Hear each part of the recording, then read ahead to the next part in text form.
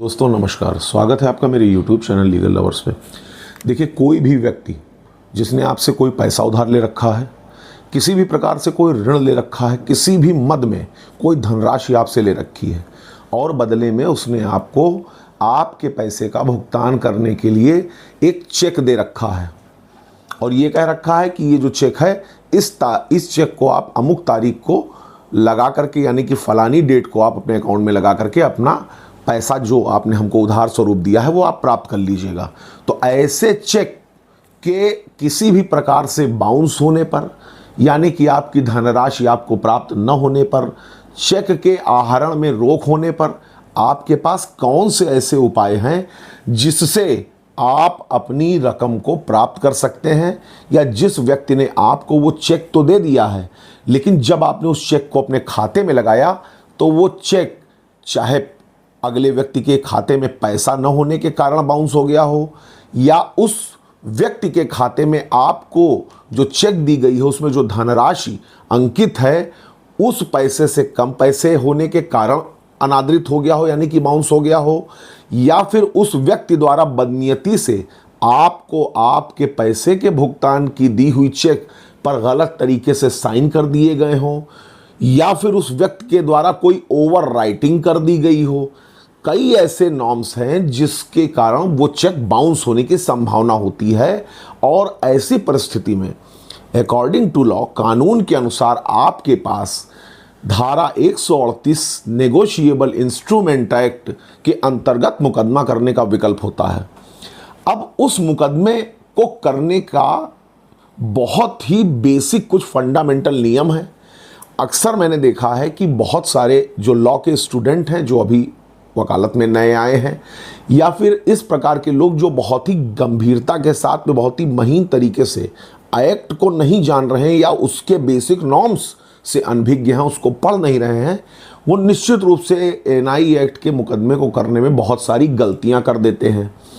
और जिस समय उनको ये पता लगता है उस समय इतना ज़्यादा पीछे जा चुका होता है कि उनकी वो चेक, मुकदमा सब कुछ बेकार हो जाता है और पूरा पैसा क्लाइंट का डूब जाता है। तो 138 एनआई एक्ट का मुकदमा जो आपके चेक से संबंधित है, आपके बाउंस चेक से संबंधित है, उसको दाखिल करने के जो बहुत ही बेसिक फंडामेंटल नियम हैं उनके विषय में आज आप लोगों के बीच में इस वीडियो को लेकर के उपस्थित हुआ हूं। तो चलिए आपको मैं ये बताता हूं कि 138 एनआई एक्ट का मुकदमा दाखिल करने का जो बेसिक नियम है वो कौन कौन सी चीज़ें हैं जो आपको ध्यान रखना है। देखिए,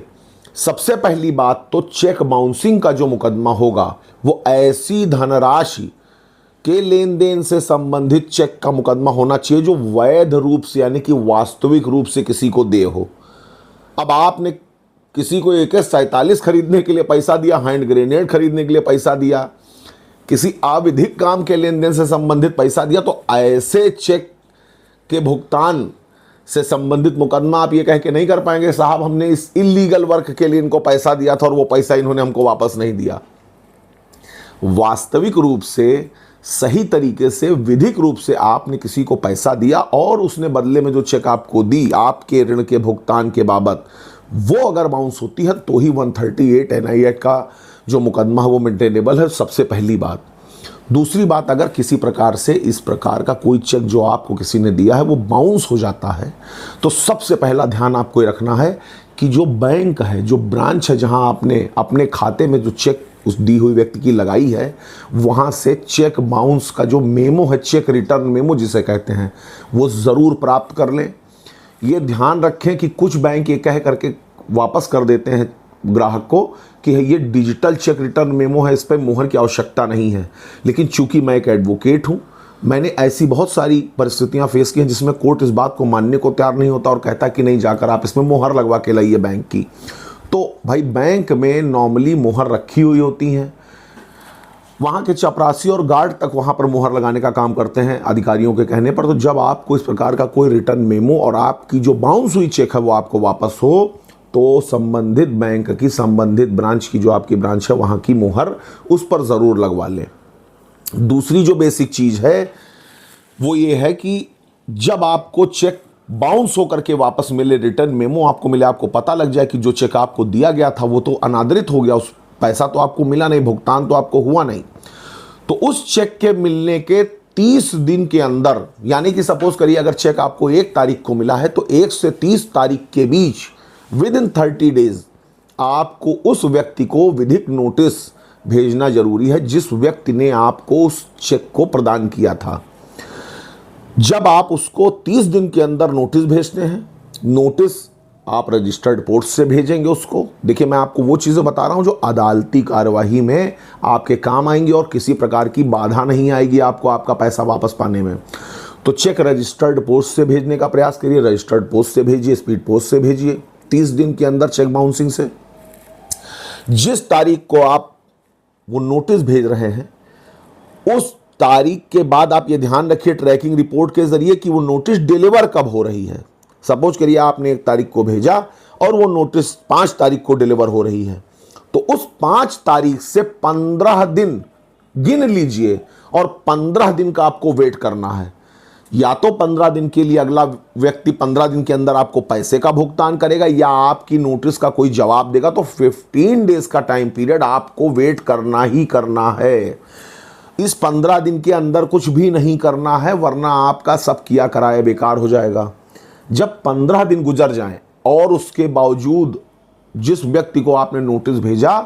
उसने आपके पैसे का भुगतान नहीं किया, तो जब वो 15वां दिन खत्म हो उसके ठीक बाद जो दिन स्टार्ट होंगे